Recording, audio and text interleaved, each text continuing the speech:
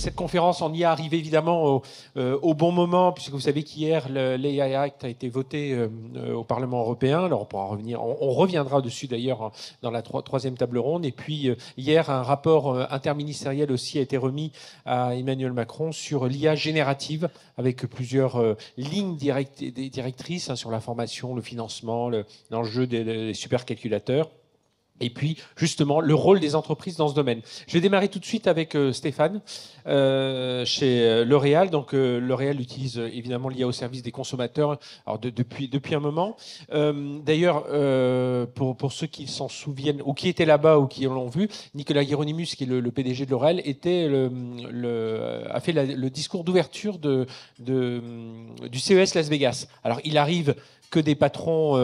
en dehors de l'écosystème tech face des discours, mais le discours d'ouverture, ça marque quand même cette importance et justement le virage pris par L'Oréal il y a quelques années dans Beauty-Tech. Justement, Beauty-Tech, ça veut dire quoi, Stéphane, en quelques mots? Pour nous, en fait, L'Oréal est leader de la beauté depuis longtemps. Et pour nous, maintenant, c'est une évidence que si on est leader dans l'industrie de la beauté, on doit être leader de la beauty tech. Pourquoi? Parce que la tech joue un rôle absolument important dans l'ensemble de l'entreprise. À la fois pour inventer la beauté du futur, qui est une beauté plus personnalisée, plus précise, plus targetée, plus innovante, plus responsable, plus inclusive. Et derrière chacun de ces mots, la tech joue un rôle très, très important. Mais c'est aussi la tech pour créer cette entreprise du futur que Frédéric décrivait. Alors, on n'en est pas encore tout à fait là, mais on utilise de plus en plus les technologies pour ce faire. Et en fait, je me décris souvent comme étant l'employé numéro 2 de Beauty Tech. Moi, Beauty Tech, ça m'est tombé dessus en 2018, en se disant, ben, voilà, on veut devenir une Beauty Tech. Je ne savais pas trop ce que ça voulait dire. Et on a vraiment investi en termes de transformation de l'IT, parce qu'il ne faut pas se mentir, hein, derrière tout ça, il y a beaucoup d'investissements, d'investissements dans les talents, investissements dans l'écosystème. Et on est maintenant à l'échelle, parce que si je vous donne simplement un exemple, la Beauty Tech, c'est quoi? C'est 100 millions de services digitaux en 2023 avec nos consommateurs. Avec justement juste un mot sur Beauty Genius, qui était l'une des applications présentées lors du CES Las Vegas. Juste nous dire un mot pour nous montrer cette conseillère beauté ou conseiller beauté. En fait, un des enjeux de nos clients et nos clientes, c'est que 70% des consommateurs de beauté, ils sont un peu perdus pour savoir quel produit utiliser. Et en fait, la vraie demande des clientes, c'est d'avoir quelqu'un à qui on peut parler. Alors, quand on cherche un produit de beauté actuellement, on va sur Google, on va sur TikTok, on va sur Instagram, on parle à ses amis. Et en fait, ce qu'on est en train de recréer avec l'IA générative et avec Beauty Genius, c'est cette capacité d'avoir 24/7 une conseillère de beauté dans sa poche, à qui on va pouvoir poser toutes les questions, y compris des questions un peu intimistes, parce que dans l'acte de beauté, il y a aussi de temps en temps des questions qu'on n'ose même pas poser à une conseillère de beauté. Et en fait, cette conseillère de beauté virtuelle, elle est entraînée sur les 115 ans de patrimoine de données de L'Oréal. Donc on utilise les données que l'on a acquises en sciences, en recherche, mais aussi parce que tous les beauty assistants dans le monde entier ont ce type de conversation qui nous permettent ensuite d'entraîner les algorithmes, le care aussi, les appels à nos centres de conseil. Et tout ça nous permet d'enrichir cette conseillère de beauté. Et c'est un peu la magie de Gen AI, c'est la qualité de la conversation. C'est-à-dire la conversation devient quasi naturelle. Et d'ailleurs, vous employez un peu les 4 piliers des grands projets IA aujourd'hui. Vous avez parlé de coûts, vous avez parlé de compétences, parlé de cas d'usage avec cette valeur ajoutée, et puis de data, hein, on va dire un peu, c'est les 4 qu'il ne faut pas oublier. Claire, alors oui, il faut partager le micro. Vous avez travaillé une quinzaine d'années chez Air France. Aujourd'hui, vous êtes chez Europcar. Comment vous appréhendez justement ce rôle de l'IA et surtout, alors, oui, alors il y a l'IA prédictive, l'IA générative, mais surtout la vitesse à laquelle tout ça est en train de transformer. J'étais hier soir, Henri Pidot voilà, je cherchais du regard. Hier soir, c'est une conférence.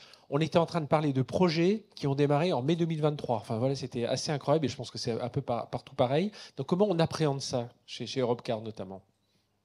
Alors, ce qui est intéressant, c'est que j'ai eu la chance de diriger la transformation d'Air France jusqu'à l'été dernier et de celle d'Europcar à partir du mois de septembre. Les problématiques business qui peuvent être impactées par l'intelligence artificielle sont un peu les mêmes dans ces deux mondes. C'est la connectivité des véhicules, c'est la gestion de la capacité, c'est le service aux clients, etc.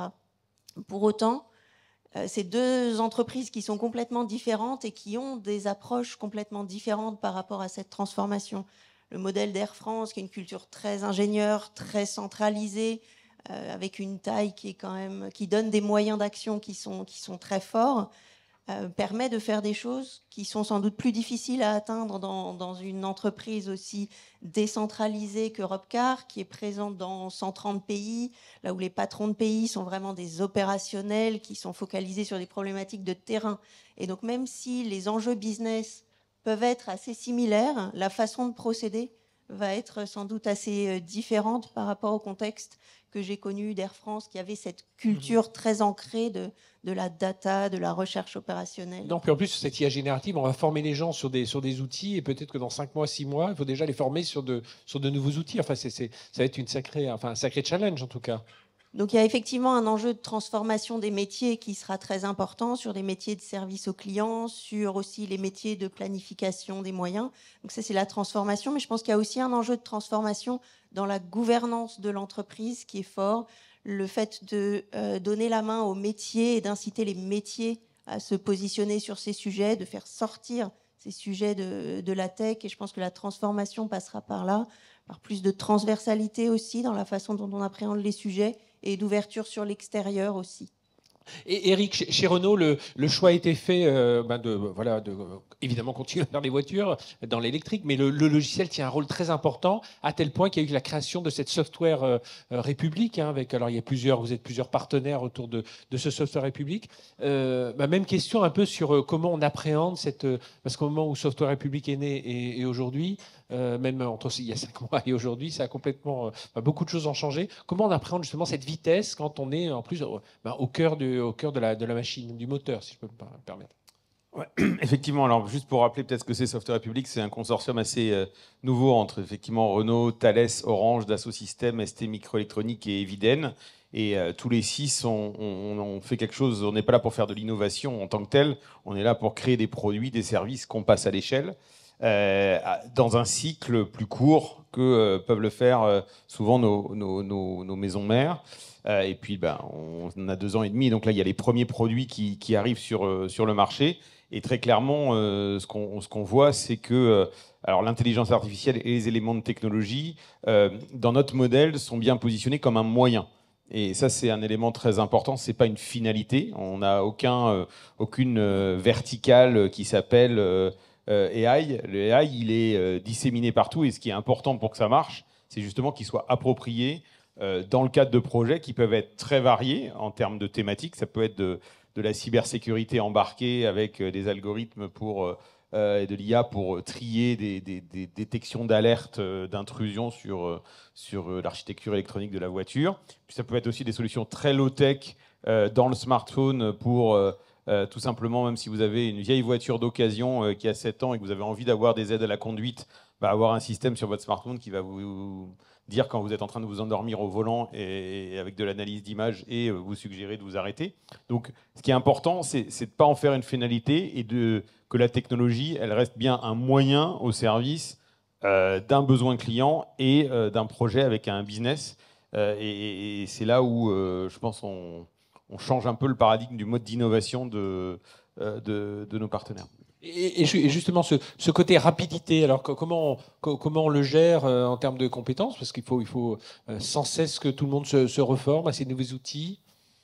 Là, je dirais qu'on essaye de prendre le meilleur des 2 mondes, c'est-à-dire qu'on a la chance d'être bien ancré dans les groupes et de bénéficier, on a quand même des grands leaders technologiques autour de nous et donc bénéficier de ces compétences-là. Et en même temps, on a un incubateur et tous nos projets ont une structure de plus petite taille.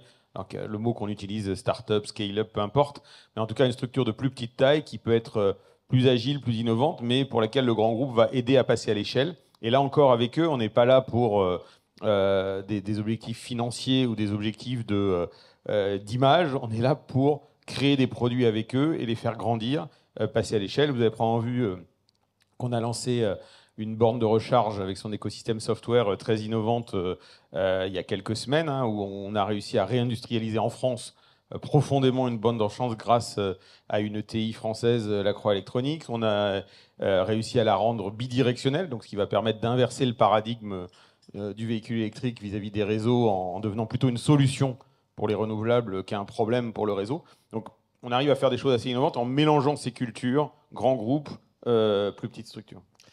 Sébastien, justement, chez Carrefour aussi, vous avez beaucoup. Je reprends un peu ce que disait Eric. Vous faites à la fois des applications d'IA générative pour éliminer des tâches répétitives, et puis en même temps aussi de plus haut niveau, au niveau de l'expérience client. Voilà, nous donner un peu quelques exemples de ce sur quoi vous travaillez aujourd'hui. Oui, absolument. Et qui est déjà opérationnel, il faut le dire. Oui, absolument. Donc, on s'est lancé assez tôt dans l'IA générative, dès le mois de janvier, février l'année dernière. Ça fait à peu près 1 an de recul qu'on a là-dessus.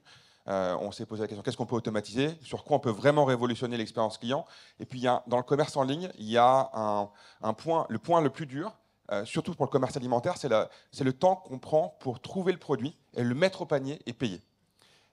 Et évidemment, quand on fait des courses sur un site alimentaire, parfois, le premier panier peut prendre 30, 45 minutes, 1 heure afin de remplir une cinquantaine de produits et les trouver dans la base de données. Donc, pour régler ce problème-là, l'IA générative est ultra puissante. On a créé un chatbot, donc un agent conversationnel qu'on a déposé au-dessus de notre site web. Donc, on n'a pas changé l'architecture de notre site web. Et il s'appelle Hopla. Donc, c'est un petit œuf, c'est l'œuf au plat d'ailleurs. Donc, c'est un peu le jeu de mots qui a été créé.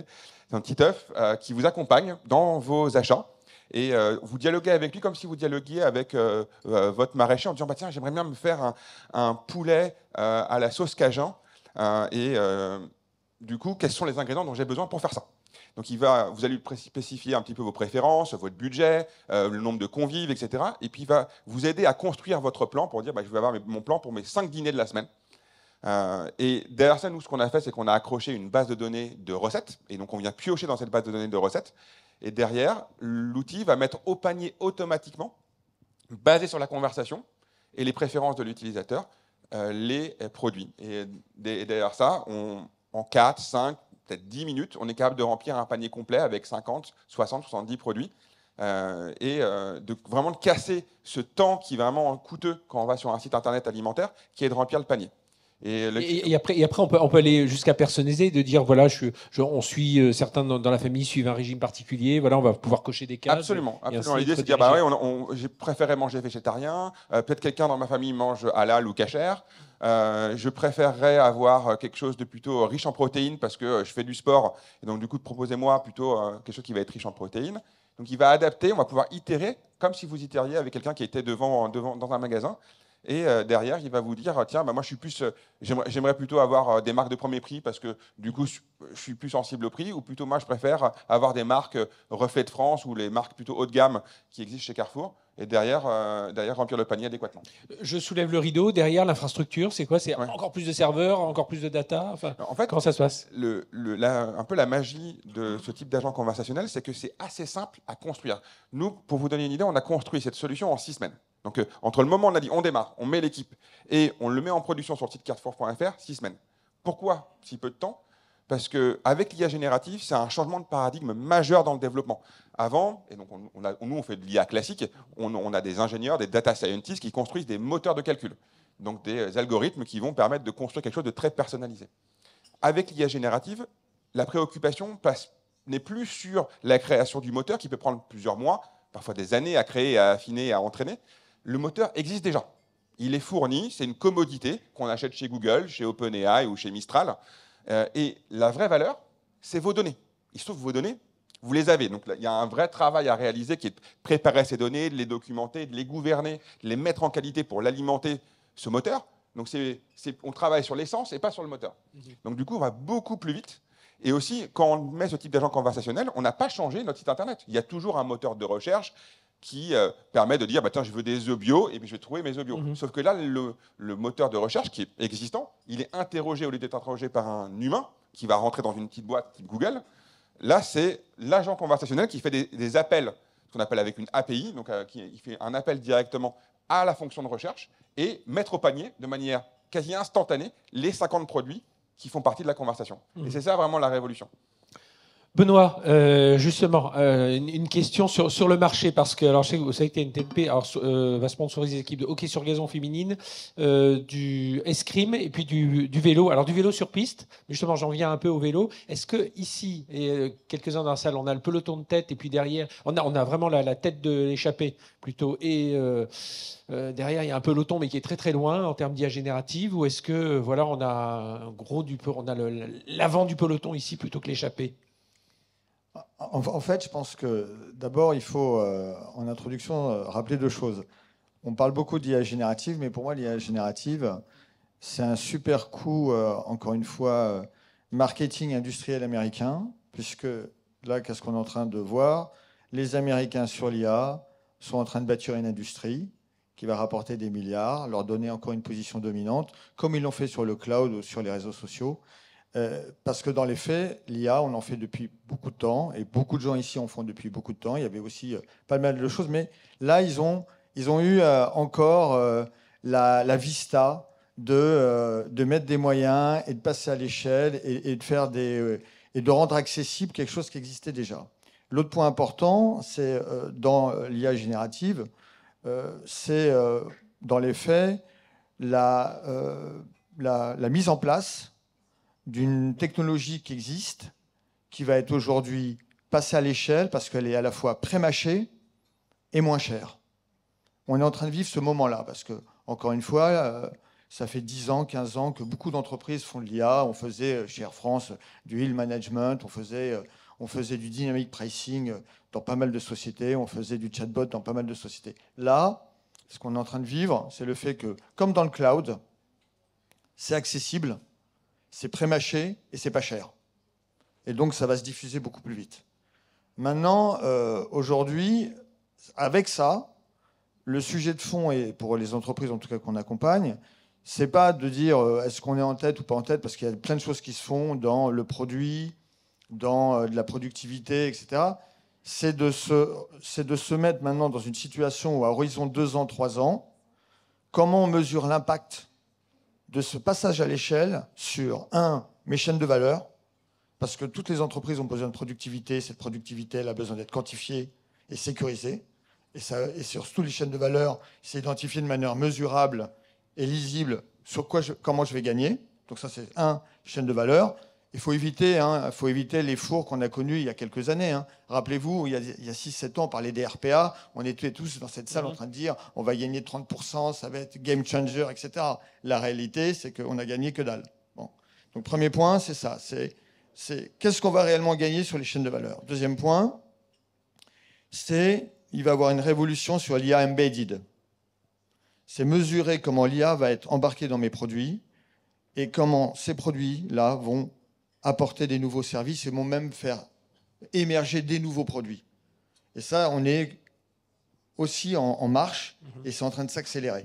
Et le troisième élément, c'est qu'il faut avoir en tête que l'IA, c'est la possibilité d'une industrie de sortir de son couloir de nage pour attaquer un nouveau couloir de nage.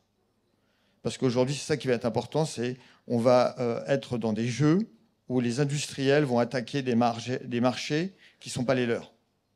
Alors justement, Claire, est-ce que vous, chez Europcar, comment vous interprétez, enfin, s'il y a des cas d'usage déjà dont vous pouvez nous parler, sur lesquels vous réfléchissez chez Europcar? Alors, il y a des cas d'usage qui s'imposent à nous. On est dans un groupe qui gère des centaines de milliers de voitures sur des milliers de stations ou d'agences. Et donc, évidemment, on a des sujets de gestion de la capacité pour s'assurer qu'on a le bon mix de flotte au bon moment sur la bonne station, avec une activité qui est très saisonnalisée, mais avec une saisonnalité qui est très différente selon qu'on parle du sud de la France ou de la banlieue de Francfort. Et donc, on a ces besoins de travailler à partir de beaucoup de données et d'IA cette allocation dynamique de nos capacités qui se traduit aussi dans les prix. Donc, c'est des volumes de data qui sont énormes et une complexité, une volatilité qui est assez particulière et que je découvre. On pourrait se dire c'est plus simple dans une plus petite structure comme Europcar que dans un monstre comme Air France KLM. Mais en fait, la structure de marché, la structure de la demande et le fait de devoir raisonner à l'échelle de centaines de milliers de véhicules dans des milliers de stations crée une complexité qui est forte. Et est-ce que en rebondissant sur ce que vient de dire Benoît, sortir un peu de son couloir de nage, de dire tiens, il y a des nouveaux services, oui, on va améliorer. Enfin, si je prends l'IA générative, on va s'améliorer dans la bureautique parce que voilà, production individuelle, on va s'améliorer dans son métier. Et puis on est en train de chercher des nouveaux services. On a quand même déjà beaucoup de choses à améliorer dans notre propre service, puisqu'on est quand même une industrie qui est assez traditionnelle et qui a pris le virage du digital peut-être un peu plus tard que d'autres. Mais pour autant, on cherche à gagner de l'efficacité sur notre propre métier. Et là, on a des cas d'usage en ce moment, par exemple, avec la reconnaissance d'images sur la détection automatique des dommages sur les véhicules. Mmh. Donc, par exemple, quand on prend sa voiture, on passe sous un portique qui prend automatiquement des photos et qui fait un scan de l'état du véhicule qui est partagé avec le client. Et quand il rend son véhicule, il passe sans s'arrêter dans le même portique et qui lui dit bah voilà, cette égratignure n'était pas là avant. Donc il y a ces sujets-là sur lesquels on travaille qui vont nous aider à gagner de l'efficacité dans notre métier. Après, aller plus loin, sortir de nos métiers. Ça sera le deuxième temps. On travaille dans le sein d'Europecar Mobility Group sur d'autres activités que la location de voitures traditionnelles comme de l'autopartage ou des formules d'abonnement. Donc, qui nous impose aussi de regarder des business models adjacents. Et donc, c'est ce qu'on est en train de faire aussi. Et puis, comme le disait Eric tout à l'heure, toutes les logiques autour de la charge, des véhicules électriques, etc., sont également très intéressantes pour nous. Alors justement, Eric, quelques exemples de projets aussi développés par Software République. Outre ceux que j'ai cités là, sur la cybersécurité ou sur l'endormissement, il y en a un moi, qui me tient beaucoup à cœur parce qu'il montre bien aussi la séparation du monde du hardware et du software finalement qui est énablé par l'IA. C'est la virtualisation des capteurs. Et ça, c'est quelque chose... Alors, une voiture, c'est truffé de capteurs... et il y en a de plus en plus. Je dirais que la courbe, elle est exponentielle. Et en fait, ce dont on se rend compte, c'est qu'une grande partie de ces capteurs peuvent être redondants parce que finalement, ils sont silotés dans tel ou tel type de fonction. Et qu'en fait, en les mutualisant et en mutualisant l'intelligence qu'on a autour, eh ben, on est capable de à la fois faire des nouveaux services pour le client ou de réduire les coûts pour nous. Et il y a deux exemples qu'on peut donner. Sur la partie nouveaux services, et aujourd'hui, par exemple, dans vos véhicules, vous n'avez pas d'indicateur d'usure de vos pneus. Vous avez le gonflage qui est réglementaire, mais pas l'usure. Et finalement, on n'a jamais réussi à craquer économiquement le fait de mettre une puce dans chaque pneu pour mesurer cette usure. Par contre, en fait, aujourd'hui, avec une vingtaine de paramètres qui existent déjà dans la voiture, sur les accélérations, les couples, l'angle volant, etc., on est parfaitement capable non seulement de déduire l'usure des pneus, mais de le rendre robuste au changeant de pneus si vous habitez à la montagne et vous changez vos pneus hiver, y compris si vous achetez des pneus bas de gamme et pas ceux préconisés par le constructeur, etc. Et donc, ça, c'est de la virtualisation de capteurs. Là, c'est un exemple où on va créer un service en plus. Et vous pouvez avoir exactement le même exemple pour supprimer des capteurs physiques et les remplacer par cette virtualisation. Donc, des coûts, de la performance pour le client et de l'efficacité. Juste une parenthèse, comment on gère justement, parce que je crois que plus de 50-55% des datas qui sortent de la voiture sont des datas personnelles, donc liées au RGPD. Comment on se permet d'utiliser ces datas pour les utiliser par la suite? Là-dessus, les règles sont très claires et elles sont implémentées. Donc, toutes les données qui doivent être utilisées ont un consentement et un consentement qui est maintenant à l'usage et non pas d'ailleurs au propriétaire de la voiture, mais à l'utilisateur de la voiture. Donc, ce qui pose bien évidemment plein de nouvelles contraintes, mais voilà qu'on met en œuvre. Et je pense que ça appelle d'ailleurs une réflexion autour de la gestion du consentement. On voit qu'il y a beaucoup de modèles économiques qui émergent finalement autour de comment on suscite le consentement. Je pense que c'est un problème qu'on rencontre tous et probablement que la gamification là-dedans a un rôle important parce qu'encore une fois, souvent dans notre logique d'ingénieur, on imagine est-ce qu'il y a un rationnel entre le consentement et l'effet pour le client, ils vont accepter. On est tous clients et on n'accepte pas toujours. Et par contre, probablement que jouer sur une fibre plus émotionnelle doit permettre d'emmener le client avec nous, parce qu'en tout cas, on n'ira pas contre lui. Oui, et j'attends ça. Enfin, je lance un petit clin d'œil parce qu'il y a une chose pour moi qui, je trouve qu'on n'en parle pas assez, c'est sur cette data, c'est l'arrivée des véhicules chinois. On s'est beaucoup inquiété des téléphones chinois et on s'inquiète un peu moins des véhicules chinois qui arrivent et qui pourtant récupèrent pas mal de données. Mais ce sera l'occasion d'un autre débat sur ces sujets-là. Sébastien, le groupe Carrefour, on va parler un peu des talents aussi de la culturation parce que tout ça, c'est beaucoup de choses. On a parlé donc du changement du panier, ça c'est pour le consommateur, mais en interne aussi, ça change beaucoup de choses. On parlait de l'expérience client. Enfin, vous mettez cette IA générative aussi au nombre. Combien de collaborateurs chez Carrefour aujourd'hui? 370 000. Voilà, donc il faut accompagner parce que on le rappelle et le rapport qui est sorti hier interministériel le dit bien. Hein, il y a besoin d'ingénieurs dans la tech, dans l'IA, mais il y a surtout besoin de former tout le monde, hein, qu'on devienne tous des collaborateurs augmentés. Oui, absolument. D'ailleurs, la formation sur ce type de technologie, ça commence pour moi par le haut de la pyramide. Dès 2021-2022, on a commencé à mettre ça à l'agenda de notre COMEX.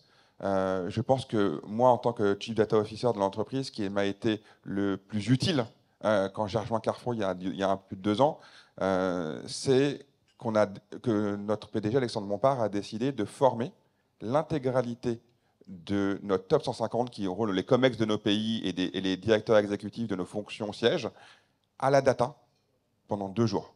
Ils sont sortis de leur day-to-day, on les a pris en off-site pendant 2 jours et on leur a parlé data et IA pendant 2 jours. Et si je le refaisais aujourd'hui, évidemment, il y aurait l'IA générative qui n'était pas à l'agenda en 2022, début 2021, fin 2021, début 2022, quand on a fait ça. Il faut relancer une campagne. Donc là, justement, on est en train de discuter pour relancer une campagne, pour pouvoir les former. Mais bon, ce qui a été vraiment très visible quand l'IA générative est arrivée fin 2022, nous on a commencé là-dessus en janvier 2023, on a décidé de prendre une approche très ancrée dans nos métiers. Donc on ne s'est pas dit, tiens, Sébastien, ça c'est quoi les cas d'usage que tu voudrais qu'on fasse avec l'IA générative? On s'est dit, non, on va aller écouter nos métiers, on va aller s'asseoir avec eux. On a rencontré 25 d'entre eux au mois de janvier, février, il y a 1 an, et on leur a dit, voilà, on leur a fait une démo de ChatGPT. Donc déjà, il y avait un tiers de la salle, de l'audience, qui n'avait pas besoin de la démo. Ils avaient déjà utilisé ChatGPT à la maison. Ils s'étaient déjà amusés pendant Noël, etc., à sortir des choses. Et ils arrivaient, en même temps, j'ai 5 idées déjà de choses que je pourrais révolutionner dans les fonctions cœur de mon activité grâce à l'automatisation que fournit l'IA générative. Et ça, c'est aussi un changement culturel qui, après, descend par goutte d'eau dans l'organisation, parce que derrière, ça a été beaucoup plus simple pour moi, pour mon équipe, pour l'ensemble de l'organisation tech aussi, de venir dire, en fait, on a besoin de former vos collaborateurs à la data, à l'IA, à produire des data visualisations, à utiliser des outils plus modernes que Excel pour faire de l'analyse, parce que les leaders seniors ont été acculturés. Par exemple, ils ont tous produit chez nous, on a un outil qui s'appelle Tableau, qui est un outil de data analyse, qui permet d'analyser des gros volumes de données et de faire des visualisations sympathiques. Tout le monde, dans ce top 150, a passé 2 heures là-dessus, à en produire une pour comprendre ce que c'était. Oui. Et ce type d'activité où on met la main à la pâte, c'est vraiment transformant pour l'organisation. Ah oui, et puis comme je vais reciter Henri Pido qui dit toujours, faut se l'approprier, faut tester, faut utiliser un peu tous ces outils. On en voit les avantages, puis comme ça, on en voit aussi les limites. Stéphane chez L'Oréal, pareil, hein, il a fallu mettre tout ça au service des 90 000 collaborateurs pour justement que tout le monde se l'approprie et pas seulement les gens de la tech ou directement sur la data. Exactement. Donc chez nous, on est 90 000. C'est un peu la même approche. À la fois la création de la Tech and Data University pour le groupe L'Oréal, avec des programmes de formation interne pour les execs et aussi des programmes d'acculturation pour l'ensemble des collaborateurs, avec un mix de présentiel, de cours déjà disponibles en ligne, la capacité pour les collaborateurs de choisir et de définir leur parcours de formation personnalisé. On a beaucoup travaillé là-dessus, sur quels sont les sujets, quelles sont mes aspirations et comment on les aide à trouver les bonnes formations. Donc ça, c'est le premier volet. Mais le deuxième volet, c'est aussi les faire utiliser ce type d'outils de manière quotidienne. Et c'est pour ça qu'on a pris la décision d'investir et de créer notre L'Oréal GPT, qui est à la disposition des 88 000 collaborateurs et où on a plus de 15 000 utilisations quotidiennes où les collaborateurs ont accès à la base de données L'Oréal en fonction de leur droit d'accès. Et ça, Ça permet de démocratiser. En fait, ils voient l'utilité, la puissance de ce type d'outils dans leur quotidien. Et on arrive justement à rester souverain dans sa data. J'entends pas souverain géopolitique, mais souverain, être certain que ceux qui utilisent, parce que j'imagine toutes les entreprises ont vu des salariés se lancer sur les ChatGPT et autres outils et aller taper dans des données publiques, sortir des données de l'entreprise pour se faire ses propres rapports. Comment on fait dans ces cas-là ? C'est ça aussi, il faut leur apprendre. Exactement. Là, il faut nous l'apprendre, parce que moi je fais pareil. En janvier de l'année dernière, la première chose que l'on a fait quand GenAI est arrivé, c'est de définir les do's and don'ts. Et c'était surtout les don'ts qui nous intéressaient. Où on a envoyé à l'ensemble des collaborateurs en disant, par définition, vous n'avez pas le droit d'utiliser pour votre usage professionnel, avec votre adresse professionnelle, des outils comme ChatGPT. Donc on a beaucoup insisté au début sur voilà ce que l'on ne veut pas faire.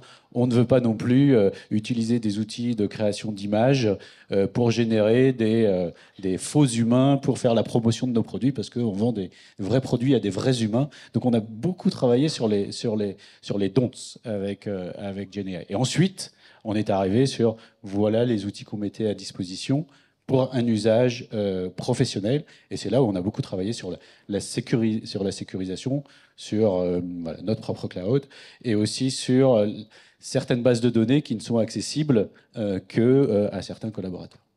Benoît, on arrive à la conclusion de cette première table ronde. On sent que en fait, ma question de départ, c'est l'impact de l'IA. Sera-t-il plus puissant B2B, B2C ? En fait, ce sera plus puissant partout. Ouais, je pense que ce sera puissant partout. Et ce qui est important aujourd'hui, c'est la qualité d'exécution dans le passage à l'échelle. Et c'est pour ça qu'on parlait de certains prérequis. Moi, je pense qu'aujourd'hui, l'enjeu des grands groupes, en tout cas qu'on accompagne, c'est une fois qu'ils ont défini à peu près où ils peuvent être dans 2 ans ou dans 5 ans grâce à l'IA et être une tech company ou une data-driven company, le point le plus important, c'est la sécurisation et la qualité du passage à l'échelle qui doit passer par 5 piliers. Le premier pilier, c'est un pilier réglementaire. Il n'y aura pas de passage à l'échelle de n'importe quel groupe si on n'a pas compris, effectivement, comme tu l'as dit, qu'est-ce que ça veut dire l'Artificial Intelligence Act, comment on le déploie, comment on s'organise pour piloter, parce que demain, il va falloir inventorier tous les IA qu'on a dans un groupe. On va devoir s'assurer qu'ils ne touchent pas de la data privacy. S'ils en touchent, comment ça se passe ? Donc, il y a tout un cadre réglementaire que la direction générale doit comprendre et qui doit être diffusé au niveau des patrons de business, des chefs de projet de l'informatique.